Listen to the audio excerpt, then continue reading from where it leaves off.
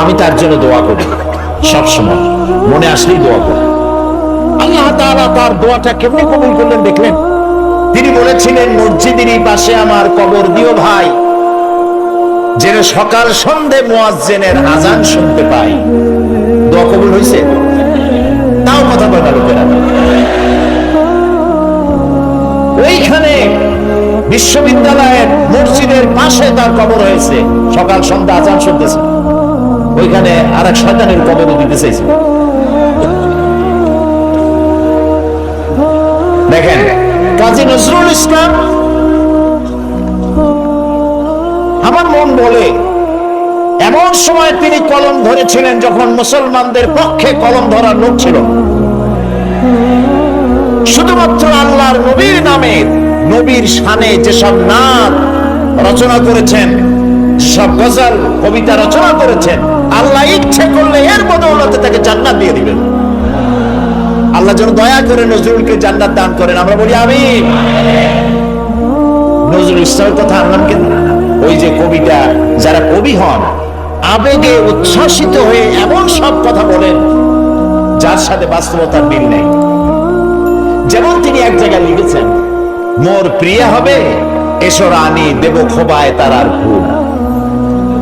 এখন সত্যি যদি ওনার, যার প্রতি লক্ষ্য করে নিয়ে কবিতা লিখেছেন, যদি সত্যি ওই মহিলাকে তিনি প্রিয়তমা হিসাবে পেতেন, তো আকাশের তারাগুলি খোবায় দিয়ে দিতে পারতেন।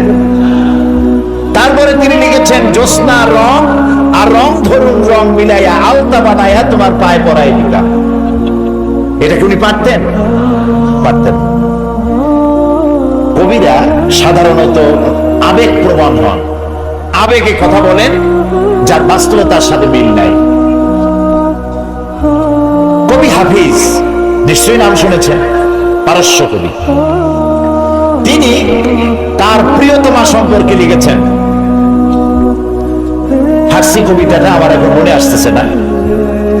কবিতার অর্থ হচ্ছে যে আমার প্রিয়তমার লাল গালের উপরে যে কালো তিলটি আছে, একটি লাভ স্পট, এই প্রিয়তমার লাল গালের কালো তিলটি যদি আমি লাভ করতে পারি, আমি পাই, তাহলে সমরকান্দ এবং বুখারা আমি আমার প্রিয়তমার জন্য উৎসর্গ করে দিতে পারি।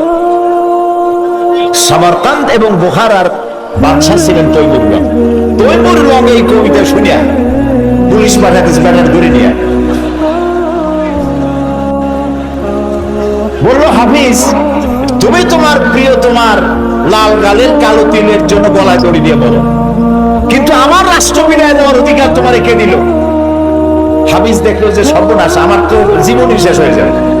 কবি মানুষ তো সাথে সাথে কবিতা পাল্টায় ফেললো। বললো, জাহাপানা আপনি তো ভুল শুনছেন, আমার কবিতার শেষের লাইন আপনি কি শুনেছেন? বললো যে তোমার শেষের লাইন তো ছিল সমরকান্দ ও বুখারা, সমরকান্দ এবং বুখারা বিলাইতে ঘটেছিল। তিনি বলছেন আপনি ভুল শুনেছেন, ওখানে আমার মূল কথা ছিল সেমনকান্দ অখর মারা। তার মানে হলো আমি বলতে চেয়েছি আমার প্রিয়তমার লাল গালের কালো তিলটি যদি লাভ করতে পারি, তাহলে 3 মণ চিনি আর 1 মণ খোরমা বিলাই দেব। আমি কিন্তু আপনাদের হাসির খোরাক দেইনি, চিন্তার খোরাক দিয়েছি। দুনিয়ার সব কবিরা এভাবে আবেগ প্রবণ হন, উচ্ছ্বসিত হন, রোমান্টিক হন। নবী আবেগ প্রবণ হতে পারেন। নবী যদি আবেগে উচ্ছ্বসিত হয়ে পড়েন, আবেগে আবেগতাড়িত যদি হয়ে যান, তাহলে তো ইনসাফ করতে পারবেন না। নবীজির কাছে হযরত ফাতেমা রাদিয়াল্লাহু তাআলা আনহা এসেছেন, হাতে ঠোসকা পড়েছে। বলছেন, ইয়া রাসূলুল্লাহ, আব্বাজান কুয়া থেকে পানি উঠাতে উঠাতে দড়ি দিয়া আমার ঘাড়ের উপরে দাগ পড়ে গিয়েছে। আটা পিষতে পিষতে 2টো হাতে ঠোসা পড়ে গিয়েছে। আমার খুব কষ্ট হয়, আমাকে একজন খাদেমা আপনি দিবেন। রাসূলুল্লাহ বলছেন, ফাতেমা আমি মদিনার এখনো অমুক অমুক গোত্রের খাবার পৌঁছাইতে পারিনি, অমুক অমুক গোত্রের দাবি দেওয়া এখনো মিটাইতে পারিনি, আমি তো তোমাকে খাদেমা দিতে পারবো না। বরং তুমি এক কাজ করো, প্রত্যেক নামাজের পরে সুবহানাল্লাহ 33 বার, আলহামদুলিল্লাহ 33 বার, আল্লাহু আকবার 34 বার, এটা তুমি পড়ো। রাসূল যদি মেয়ের পরিচার টুকরা মেয়ে হযরত ফাতেমাকে না দেখে তিনি থাকতে পারতেন না। একবার রাসূলুল্লাহ বসা মসজিদে নববীতে, মুখ মলিন, সাহাবীরা ভয়তে কথা বলতে সাহস পাচ্ছেন না। কিছুক্ষণ পর নবীজি উঠে চলে গেলেন হযরত ফাতেমার ঘরে। কিছু সময় পরে বেরিয়ে এলেন হাসি খুশি চেহারা। সাহাবায়ে কেরাম জিজ্ঞেস করলেন, হে রাসূল, এখন তো আমাদের জান ফিরে আসছে, আমরা তো হতাশ হয়ে গেছিলাম, আপনার মুখ মলিন দেখে ভয় তো অস্থির হয়ে গেছে। কি কারণে মুখ কালো ছিল? কেন আপনি অশান্তি ভোগ করছিলেন? আর কিভাবে আপনার শান্তি ফিরে এলো? নবীজি বললেন, সাহাবীরা, ওদের মধ্যে একটু মনোমালিন্য হয়েছিল, আমি কষ্ট পাচ্ছিলাম। ওদের মধ্যে, বুঝতে পারছেন, হযরত ফাতেমা, হযরত আলী, ওদের মধ্যে একটু মনোমালিন্য হয়েছিল, আমি কষ্ট পাচ্ছিলাম। আমি ভেতরে গিয়ে দুজনকে নসিহত করলাম, তাদের মধ্যে এখন আবার আগের মতো হাসি খুশি বেরিয়েছে, আমি খুশি হয়ে গেছি। ফাতেমা আমার কলিজার টুকরা, যে ফাতেমাকে ব্যথা দেয় সে মুহাম্মদ সাল্লাল্লাহু আলাইহি ওয়াসাল্লামকে ব্যথা দেয়। প্রিয় ভাই সব, যে মেয়েকে এত ভালোবাসেন তিনি, আবেগ প্রমাণ হলে তিনি তো দিতেই পারতেন, তিনি মদিনার বাদশা, প্রেসিডেন্ট। নবী আবেগ প্রমাণ হতে পারেন না, আবেগের বশীভূত হতে পারেন না। এই জন্য আল্লাহ তাআলা প্রতিবাদ করেছেন, ওমা আল্লামনাহু শি'রা ওমা ইয়ানবাগী লাহু, আমি আমার নবীকে কবিতা শিখাই নাই, আর কবিত্ব নবীর জন্য শোভনীয় নয়। নবীর পার্সোনালিটি ভিন্ন। একজন সাহাবী বলেছিলেন, হে রাসূল, রাসূলুল্লাহ বলছিলেন যে তুমি এই কাজটা করলে না কেন? সাহাবী জড়সড় হয়ে গেলেন ভয়তে, বললেন, ইয়া রাসূলুল্লাহ, আমি তো বুঝি নাই, আপনি যদি একটু চোখ দিয়ে আমাকে ইশারা করতেন তাও তো আমি কাজটা করে ফেলতাম।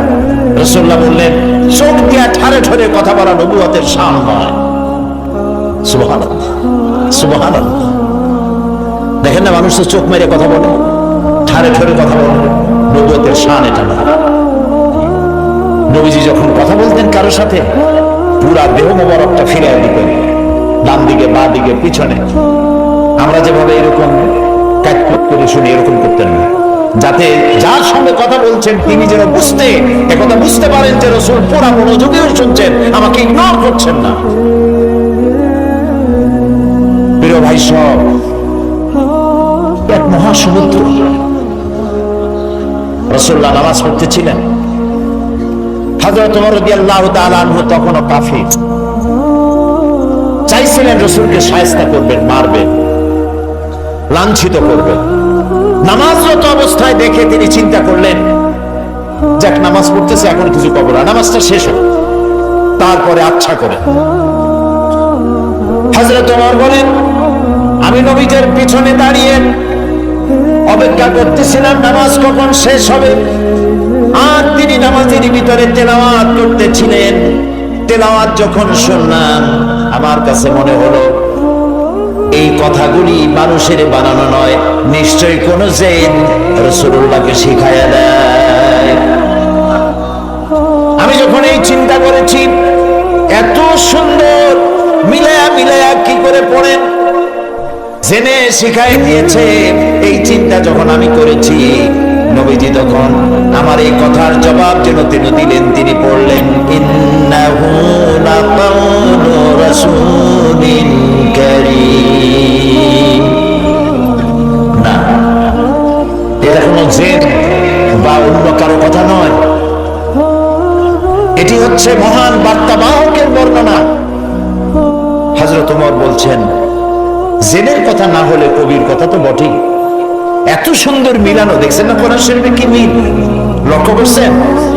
করেন নাই বোধ হয়। করার জন্য অনুরোধ করি, কোরআন তাড়াতাড়ি পড়বেন, মনে হবে আপনি প্রবন্ধ পড়ছেন। থেমে থেমে পড়বেন, মনে হবে যেন কবিতা পড়তেছেন। প্রত্যেক আয়াতে আয়াতে মিল। সুবহানাল্লাহ। হযরত ওমর বলছেন, ভাবলাম মুহাম্মদ সাল্লাল্লাহু আলাইহি ওয়াসাল্লাম কবি হয়ে গেছে।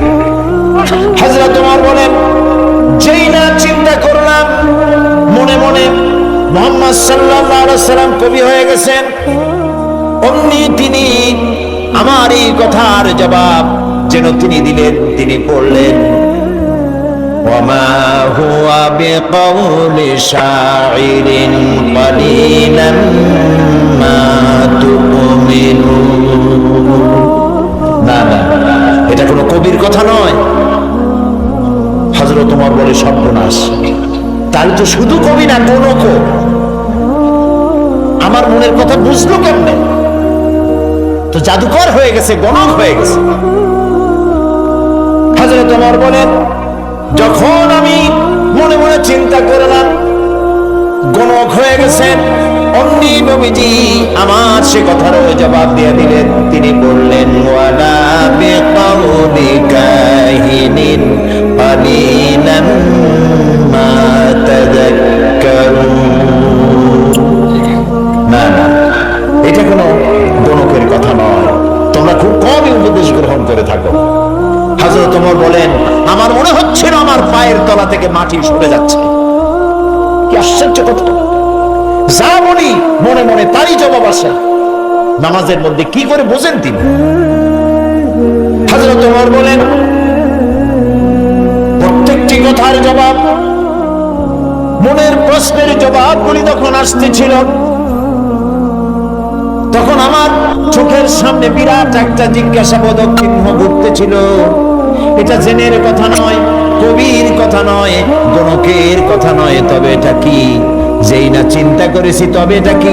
অমনি নবীজি তেলাওয়াত করলেন, তানজিলুম মির রাব্বিল আলামিন। আল্লাহ রাব্বুল আলামিনের নাযিলকৃত কিতাব। হযরত ওমর বলছেন, আমার মনে হচ্ছিল ঈমান, ইসলাম, তার শিকড় সত্য আমার কলিজার মধ্যে ঘিরে বসতেছে। কিন্তু তখনও সময় আসে নাই হযরত ওমরের ঈমান কবুল করার। প্রিয় ভাই সব, রাসূলকে আল্লাহ রাব্বুল আলামিন পৃথিবীতে পাঠালেন এজন্য নয় তিনি আমাদেরকে মেসওয়াক করা শুধু শিখাবেন, তিনি আমাদেরকে শুধু দাড়ি আর টুপির কথা বলবেন। একটি সমাজ বিপ্লব, একটি রাষ্ট্র বিপ্লব করার জন্য পাঠিয়েছে। চুরি, ডাকাতি, জেনা, ব্যভিচার, হত্যা, ধর্ষণে ভরপুর সমাজ, এখানে এসেছেন তিনি। এই জাতির উপায়, এ মানুষ বাঁচবে কি করে? এর লক্ষ্য কি, উদ্দেশ্যে কি, যাবে কই? আহারে, গরিবদের বাঁচার কোনো অধিকার নাই। গরিবরা শোষিত, নির্যাতিত, নিপীড়িত, নিগৃহীত। বড় লোকদের সব জোর জার, মুলুকদার। আর নারী, নারীর জীবনের তো কোনো দামই নাই। নারী হয়ে জন্মগ্রহণ করাই আজন্ম পাপ। মেয়ে হয়ে জন্মগ্রহণ করেছে, আছাড় মেরে মেরে ফেলতেছে। রাসূল এই জিনিসগুলি দেখলেন, নিজের চোখে অবলোকন করলেন। একটা ব্যতিক্রমী স্বভাব দিয়ে তিনি তৈরি হচ্ছেন। লোকেরা লক্ষ্য করলো, এক পর্যায়ে মক্কার লোকেরা রাসূলের নাম ভুলে গেল। নাম ছিল কি? নাম কি? মুহাম্মদ। বলেন নাম কি? সবাই বলেন সাল্লাল্লাহু আলাইহি ওয়াসাল্লাম।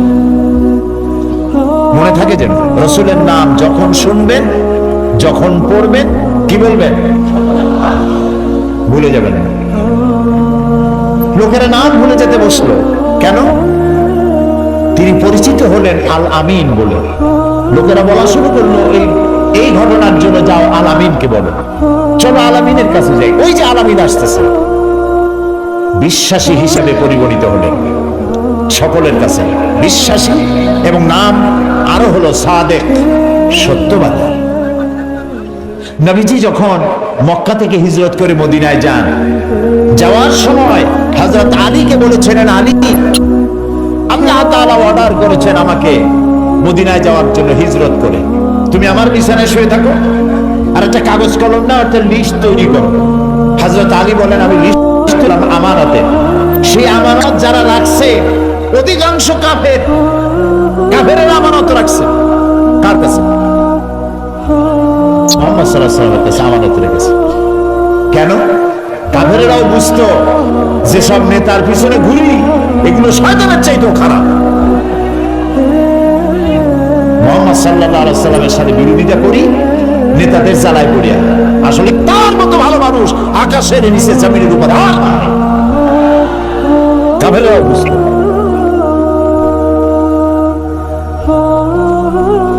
এখনো আমাদের